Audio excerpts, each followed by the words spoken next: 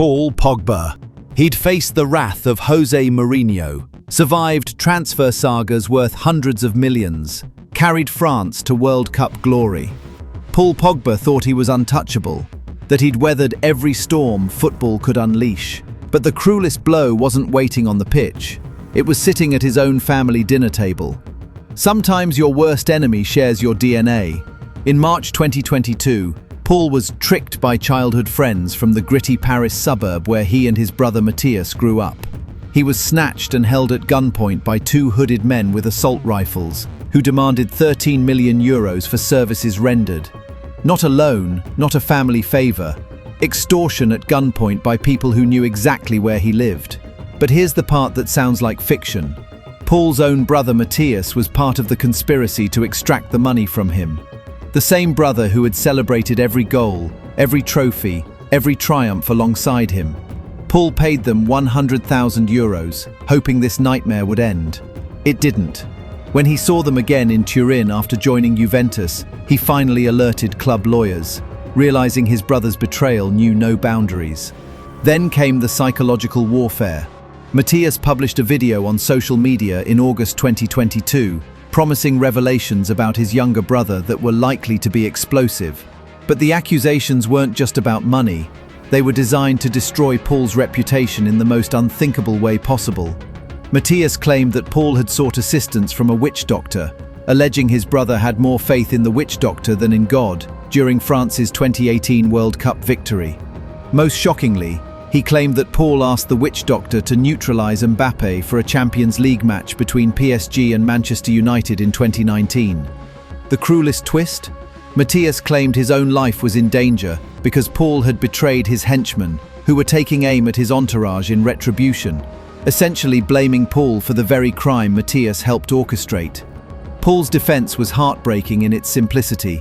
He admitted to contacting a witch doctor but denied it was to curse Mbappé, saying he sought help for a humanitarian organization that helps children in Africa.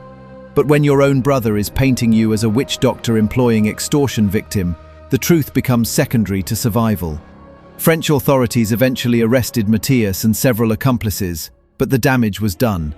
Paul lost millions, not just to the alleged extortion, but to legal fees and the psychological toll of being betrayed by someone who should have protected him.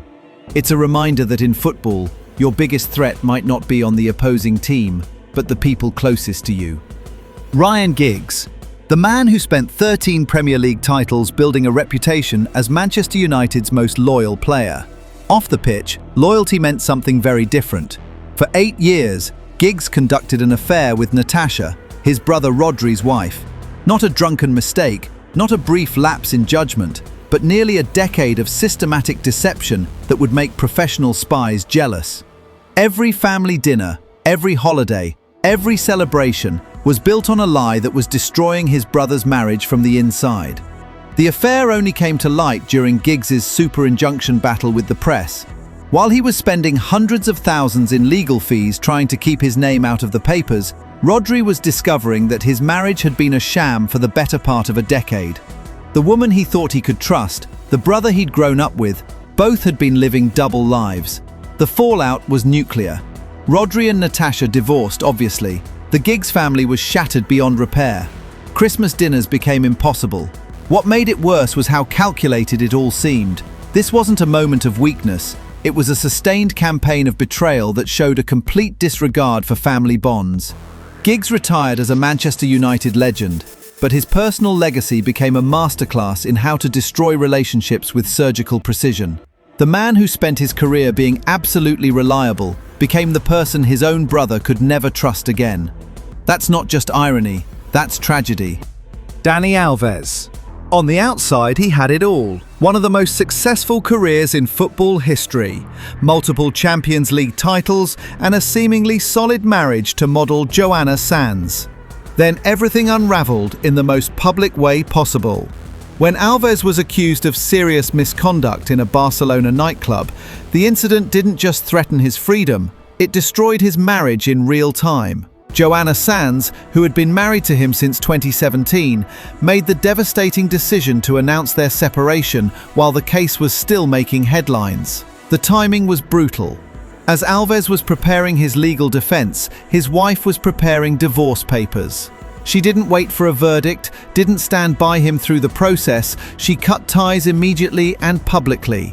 It was a statement that spoke louder than any court testimony about what she believed had happened. Sands later revealed that the marriage had been struggling long before the allegations, but the criminal case was the final breaking point. She couldn't reconcile the man she married with the headlines she was reading. The public nature of everything made it impossible to work through privately. Every detail was being dissected by the media. When Alves was initially convicted in February 2024 and sentenced to 4.5 years in prison, it seemed to validate Sands' decision to distance herself immediately. He spent 14 months in jail before being released on €1 million bail while awaiting his appeal. But here's the twist that changes everything. In March 2025, Spain's top court in Catalonia overturned the conviction entirely, ruling there was insufficient evidence to rule out Alves' presumption of innocence. Dani Alves is innocent, and that has been proven, his defense lawyer declared. Justice has finally been served. The appeals court found inconsistencies and contradictions in the accuser's testimony when compared to video evidence, concluding that what she recounted does not correspond to reality. After more than 3 years of legal battles, Alves walked free, completely exonerated. But vindication in court couldn't restore what was already broken. By the time justice cleared his name, his marriage was long over, his reputation forever scarred, and his career derailed. Joanna Sands had made her choice based on headlines, not verdicts. Even now, prosecutors are appealing the acquittal, meaning the legal nightmare may not be over. It's a stark reminder that sometimes the court of public opinion renders its verdict faster than any judge, and the people closest to you might not wait around for the appeals process.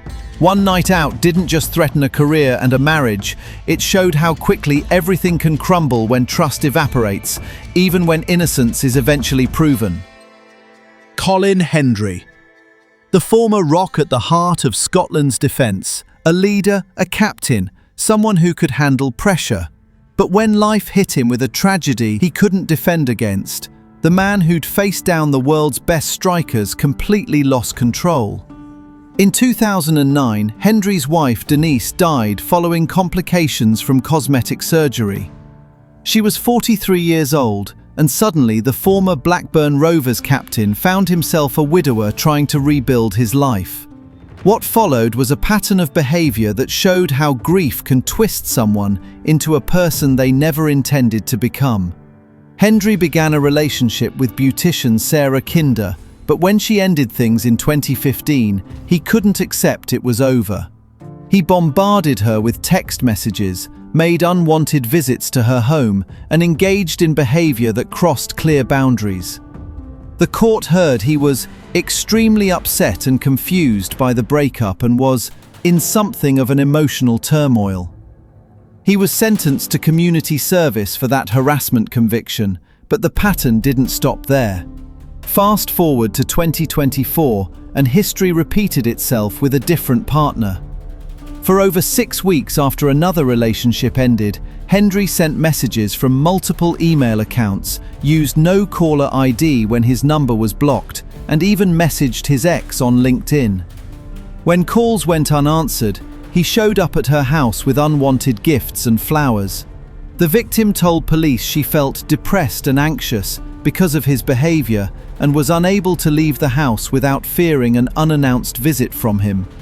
Even after police warned him to stop, Hendry continued, claiming he was just concerned for her and her dog. In 2025, at age 59, he was sentenced to a 12-month community order and restraining order for harassment that showed he still hadn't learned to process rejection in a healthy way. The Scotland captain who'd led his country at the 1998 World Cup had become someone who couldn't understand that no meant no. Hendry's story is a reminder that grief can break people in ways that make them unrecognizable to themselves. The man who'd been a defensive wall for club and country couldn't defend himself against becoming the kind of person his former self would have been ashamed of. Some family feuds are loud and explosive. Others are cold wars that play out over decades. And the Boateng brothers perfected the art of the silent treatment. Jerome and Kevin Prince Boateng both became professional footballers. Both played at the highest level, but they might as well have been strangers. Their relationship was so strained that they ended up representing different countries. Jerome for Germany, Kevin Prince for Ghana, which meant they could literally face each other as enemies on the international stage. The breaking point came in May 2010, just weeks before the World Cup. Kevin Prince injured Germany captain Michael Ballack with a late tackle during the FA Cup final, ruling Ballack out of what would be his final World Cup. Jerome held his half-brother responsible and refused to speak to him in the weeks leading up to the tournament. Jerome declared, "I don't want any more contact with him. Kevin thought I should have defended him and criticized Ballack. Now I don't care what he does. It really doesn't interest me anymore." The aftermath was brutal for Kevin Prince. He received death threats. His passport was thrown away by airport staff, and he was called public enemy number 1 in Germany. A week before the tackle, he'd announced his switch to represent Ghana, making him appear like a traitor who'd injured Germany's captain before joining their World Cup opponents. The 2010 World Cup became the ultimate family awkwardness when Germany faced Ghana. Two brothers, same parents, same upbringing, but wearing different jerseys and genuinely trying to beat each other. Even though the half-brothers were very close and had trained together during off-seasons, they weren't speaking before the tournament. The strain hit their relationship right when it mattered most. Germany won 1-0, eventually advancing to the semi-finals, while Ghana's quarter-final run was one of the most successful ever by an African team. The personal issues didn't end there. Years later, when Jerome faced legal troubles involving his ex-partner, Kevin Prince publicly distanced himself further, stating, "I've distanced myself from Jerome for a long time. I don't identify with my brother's actions, and that's why I no longer have anything to do with him." The weirdest part is how successful they both became.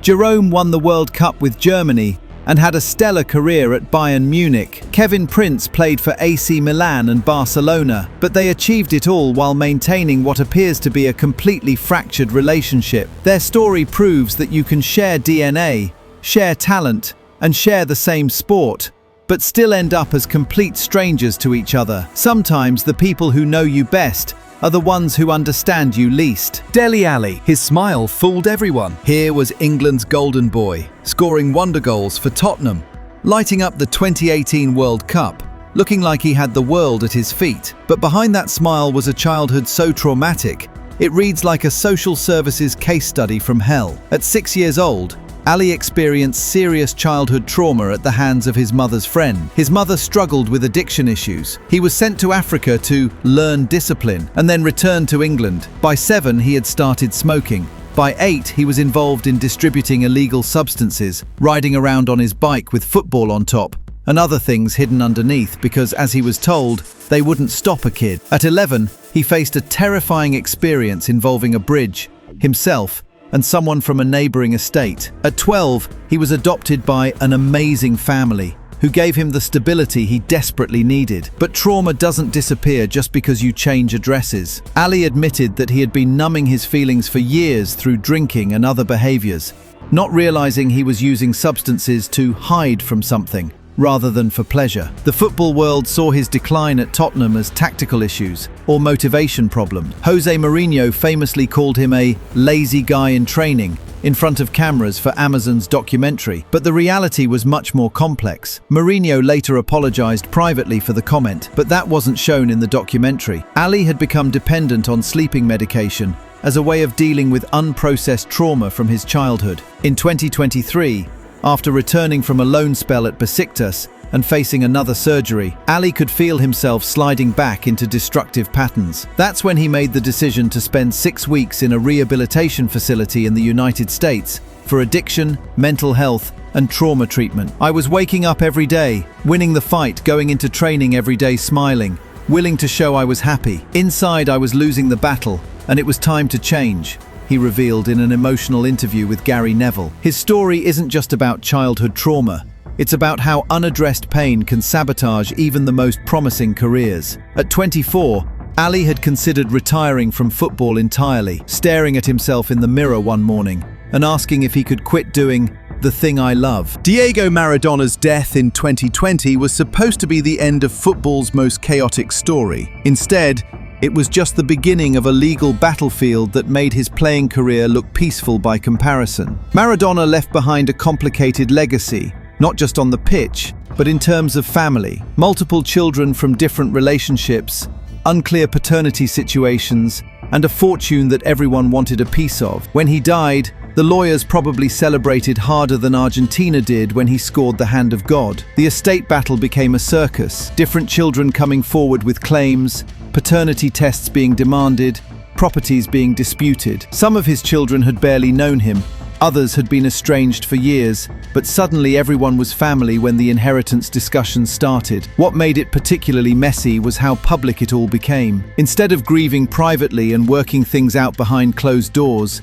the Maradona family drama played out in courts and newspapers. Each revelation about hidden children or disputed assets added another layer to an already complicated legacy. The man who united Argentina through football managed to divide his own family through his death. It's the kind of irony that would be funny if it wasn't so tragic. Maradona could control a football with supernatural precision, but he couldn't control the chaos he left behind for the people who should have mattered most. Wayne Rooney. He was supposed to be England's golden boy, the street footballer from Liverpool who became Manchester United's all-time leading scorer. But while he was breaking goal-scoring records, he was also systematically breaking his wife's heart with a pattern of infidelity that spanned their entire relationship. The scandal started when Wayne was just a teenager.